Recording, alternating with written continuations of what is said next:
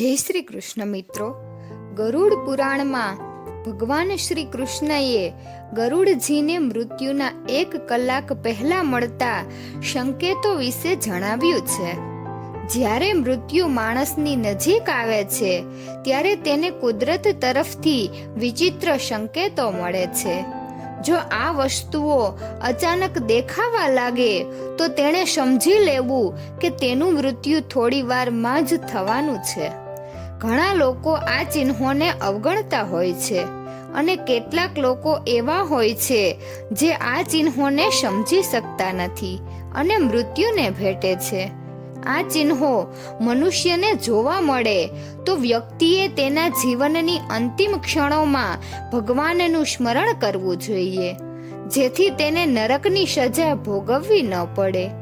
આ સંકેતો આપણને પશુ પક્ષીઓ દ્વારા અને અચાનક સપનામાં જોવા મળે છે.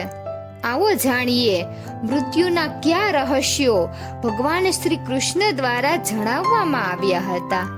શ્રી કૃષ્ણ ગીતામાં કહે છે કે જે કોઈ જન્મે છે તેનું મૃત્યુ પણ નિશ્ચિત છે, પરંતુ માણસ હંમેશા તેના મૃત્યુને ટાળવી રાખવાનો પ્રયત્ન કરે છે. પરંતુ તે જાણતો નથી કે તેનું મૃત્યુ અનિવાર્ય છે અને તે પોતે જ જાણી જાય છે તેનું મૃત્યુ ક્યારે થવાનું છે. તેના મૃત્યુનો સમય નજીક આવી ગયો છે. મૃત્યુના થોડા સમય પહેલા વ્યક્તિને ખબર પડે છે કે તેનું મૃત્યુ અમુક સમયમાં થવાનું છે. મૃત્યુ આવે તે પહેલા જ કેટલાક એવા સંકેતો દેખાવા લાગે છે જેનાથી વ્યક્તિનું મૃત્યુ માત્ર 1 કલાકમાં થવાનું છે. શ્રી કૃષ્ણએ એવા 5 સંકેતો આપ્યા છે જેના દ્વારા વ્યક્તિ પોતાના મૃત્યુ વિશે જાણી શકે છે. શ્રી કૃષ્ણ અનુસાર આ સંકેતો દ્વારા વ્યક્તિ પોતાના મૃત્યુનો સમય જાણી શકે છે, જે તેના મૃત્યુની થોડી ક્ષણો પહેલા જ ખબર પડે છે. તે તેની અંતિમ ઈચ્છાઓ અથવા કોઈ પણ અધૂરા કામ વિશે તેના પરિવારના સભ્યોને જણાવી શકે છે. તેથી જ તેને યમરાજ તરફથી આ સંકેતો પહેલા મળે છે. સૌપ્રથમ જાણીએ કેટલીક મહત્વની માહિતી. જે કોઈ આ દુનિયામાં જન્મે છે તેનું મૃત્યુ નિશ્ચિત છે. એવું માનવામાં આવે છે કે મનુષ્ય માટે કર્મ જ સર્વસ્વ છે. ભાગ્યની ઉત્પત્તિ કર્મોમાંથી જ થાય છે. જે વ્યક્તિએ જેવા કર્મ કર્યા હશે તેના આધારે જ તેને આગલો જન્મ મળે છે. જ્યારે માણસનું ભાગ્ય લખેલું હોય છે ત્યારે તેનું મૃત્યુ પણ નક્કી થઈ જાય છે. પરંતુ ઘણા લોકોના મનમાં શંકા હશે કે આપણે મરતા પહેલા પૂર્વજન્મનો આભાસ થશે. ગરુડ પુરાણમાં આ સંકેતો આપવામાં આવ્યા છે. આ બધા પ્રશ્નોના જવાબ જાણવા માટે આખો વિડિયો જુઓ. ગરુડ પુરાણમાં જીવનથી મૃત્યુ સુધીની આત્માના સફર અને તે પછીના સફરનું વિગતવાર વર્ણન કરવામાં આવ્યું છે. ગરુડ પુરાણમાં ભગવાન શ્રી કૃષ્ણ એ મૃત્યુ પામ્યા પછી નરક અને સ્વર્ગમાં બનતી ઘટનાઓનું વિગતવાર વર્ણન કરવામાં આવ્યું છે. આ જગતમાં જન્મ લેનાર દરેક જીવનું જીવન અને મૃત્યુના ચક્રમાં ફસાયેલો છે. જેમ જન્મ એક સત્ય છે તેમ મૃત્યુ પણ એક સત્ય છે, જેને કોઈ નકારી શકે તેમ નથી. એટલે જ મૃત્યુ પર વિજય મેળવવો અસંભવ છે. ઈશ્વરની ઈચ્છા વિના કોઈ પણ વ્યક્તિ તેની ઉંમર કરતાં 1 ક્ષણ પણ વધારે જીવી શકતી નથી. જીવનનું આ કડવું સત્ય દરેક વ્યક્તિ જાણે છે, પણ તેમ છતાં તે ગભરાય છે. ગરુડ પુરાણમાં આપણને જે મુશ્કેલીઓનો સામનો કરવો પડશે તેના વિશે જણાવવામાં આવ્યું છે, જે આપણે જાણી શકાય કે આપણો મૃત્યુનો સમય નજીક આવી ગયો છે. પ્રેતા કલ્પના અધ્યાય મુજબ ગરુડ પુરાણમાં ગરુડજી ભગવાન વિષ્ણુને કહે છે કે હે ભગવાન, મૃત્યુના પ્રથમ દ્રશ્યમાન ચિહ્નો અને તે વ્યક્તિની સ્થિતિ જ્યારે મૃત્યુ આવે છે તે સમયે તેની સાથે શું થાય છે, કૃપા કરીને મને આ બધું જણાવો. ભગવાન શ્રી કૃષ્ણએ ગરુડજીને કહ્યું કે જ્યારે વ્યક્તિનું મૃત્યુ થાય છે તે પહેલા તે વ્યક્તિના શરીરમાં કોઈ રોગ ઉત્પન્ન થાય છે, ઇન્દ્રિયો કામ કરતી બંધ થઈ જાય છે અને શરીર વાદળી પડવા લાગે છે.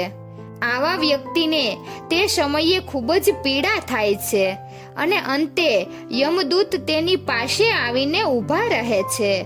તેઓ આત્માને પોતાની તરફ ખેંચવા લાગે છે. મૃત્યુ પહેલા મૃતકનો દેખાવ ગંદો થઈ જાય છે, મોં લાલ થઈ જાય છે.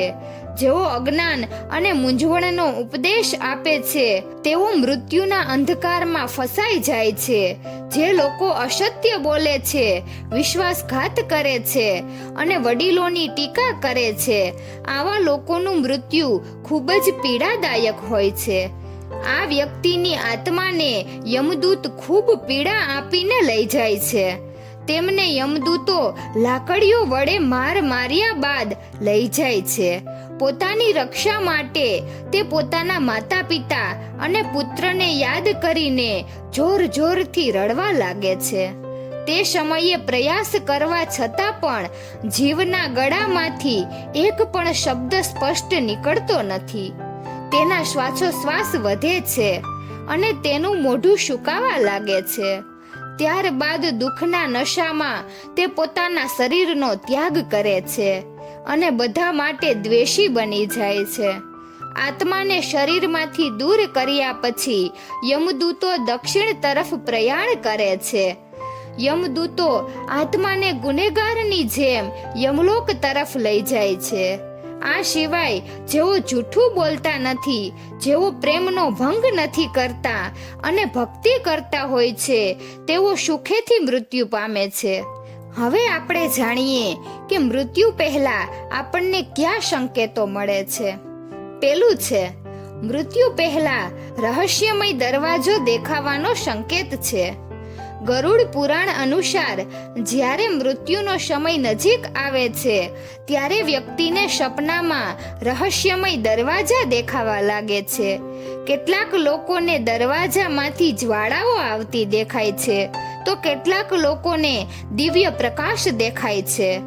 જો કોઈ વ્યક્તિને આવી નિશાની મળે તો તેનું મૃત્યુ એક દિવસમાં થાય છે. આ દરવાજા સ્વર્ગ અને નર્કના દરવાજા છે. મૃત્યુ પહેલા વ્યક્તિને જે પ્રકારનો દરવાજો દેખાય છે, ઘણી વખત તે તેના સપનામાં પોતાને આ દરવાજા આગળ ઊભેલા જુએ છે, પરંતુ તે દરવાજા પાછળનું દ્રશ્ય જોઈ શકતા નથી. ન તો તેને નર્કમાં જે સજા મળશે તે જોઈ શકતો નથી, ન તો સ્વર્ગનો નજારો જોઈ શકતો નથી. સ્વર્ગ અને નરકના માત્ર પ્રવેશ દ્વાર જ દેખાય છે. બીજું છે, આખા જીવનના કર્મો દેખાય છે. જો વ્યક્તિના મૃત્યુનો સમય નજીક આવે છે તો તેનું મન અચાનક અસ્વસ્થ થઈ જાય છે. તેના મનમાં ખરાબ કાર્યો આવવા લાગે છે અને તે ઈચ્છાઓ ન હોવા છતાં પણ આ ખરાબ યાદોને રોકી શકતો નથી. તે જ સમયે વ્યક્તિ તેના દ્વારા કરેલા સારા કાર્યોને યાદ કરવા લાગે છે અને તે સમયે પોતાના સારા ખરાબ કાર્યોને સંતુલિત કરે છે, પરંતુ તેને ખબર નથી કે તેને અચાનક તેના કાર્યો કેમ યાદ આવે છે. તે ધ્યાન અને યોગની અવસ્થામાં પહોંચે છે. અચાનક તેના પરિવાર સાથે વિતાવેલી ક્ષણોની જૂની યાદો તેની સામે આવવા લાગે છે. ક્યારેક તેને ખોટા કાર્યો યાદ આવવા લાગે છે. યાદ કર્યા પછી તેને પસ્તાવો થવા લાગે છે. તેની આંખમાંથી આંસુ આવવા લાગે છે અને ક્યારેક તેને પોતાના કરેલા સારા કાર્યો પણ યાદ આવવા લાગે છે અને તે ખુશ થઈ જાય છે. તે ક્યાં બેઠો છે અને તેની આસપાસ કોણ બેઠું છે તેની તેને કોઈ પરવા નથી. ભ્રમનો પડદો પડી જાય છે. આ નિશાની થોડા સમય માટે જ થાય છે, જેના પછી વ્યક્તિ ફરીથી ભાનમાં આવે છે અને બધું ભૂલી જાય છે. ત્રીજું છે, સ્વપ્નમાં પૂર્વજોનું દેખાવું. ગરુડ પુરાણ અનુસાર મૃત્યુના થોડા દિવસો પહેલા માણસને સપના દ્વારા સંકેત મળે છે. આ સંકેત તેના પૂર્વજો પાસેથી મળે છે, જેમાં વ્યક્તિનું મૃત્યુ થવાનું હોય છે. પછી તે તેના પૂર્વજોને સ્વપ્નમાં જુએ છે. જો પૂર્વજો સ્વપ્નમાં રડતા જોવા મળે છે અથવા ખૂબ જ દુઃખી અવસ્થામાં જોવા મળે છે તો તમારે સમજવું જોઈએ કે તે વ્યક્તિ હવે માત્ર થોડા જ દિવસોનો મહેમાન છે. તેના બધા મૃત સ્વજનો તેને એક પછી એક દેખાવા લાગે છે. કેટલાક લોકો તેને માત્ર એક સ્વપ્ન સમજીને અવગણના કરે છે, પણ તે એક નિશાની છે. દુનિયામાં રહેતા મૃત સ્વજનો આપણી સાથે સપના દ્વારા વાત કરવાનો પ્રયાસ કરે છે, જેને ક્યારેય અવગણવું જોઈએ નહીં. ચોથું છે ઘુવડ અને બળી ગયેલું લાકડું જોવું. ગરુડ પુરાણ અનુસાર ઘુવડ ઘરમાં આવીને બોલે તો તે અશુભ સંકેત માનવામાં આવે છે. જો આવું વારંવાર થતું હોય તો તે વ્યક્તિની નિશાની છે કે ઘુવડ સૂચવે છે તેનું મૃત્યુ નજીક છે. જો કોઈ વ્યક્તિ રાત્રે ઘુવડનો અવાજ સાંભળીને જાગી જાય અને તેને ડર લાગે તો તેનો અર્થ એ થાય છે કે તેનો મૃત્યુનો સમય નજીક છે. તે વ્યક્તિએ તેના પરિવારના સભ્યો સાથે સમય પસાર કરવો જોઈએ અને જીવનમાં થયેલી ભૂલોને સુધારવી જોઈએ. જો કોઈ વ્યક્તિ સ્વપ્નમાં સળગતી ચિતા અથવા લાકડા સળગતા જુએ તો તે પણ મૃત્યુનો સંકેત માનવામાં આવે છે. આવી વ્યક્તિનું મૃત્યુ 81 દિવસની અંદર થાય છે. જો કોઈ વ્યક્તિ સ્વપ્નમાં પોતાની ચિતા જુએ તો સમજી લેવું કે તેના મૃત્યુનો સમય નજીક છે. પાંચમું છે યમરાજના દૂતો આવવાની અનુભૂતિ. શ્રી કૃષ્ણ કહે છે જે વ્યક્તિના મૃત્યુમાં વિલંબ થાય છે તે માણસને યમરાજના દૂતના આગમનની અનુભૂતિ થાય છે.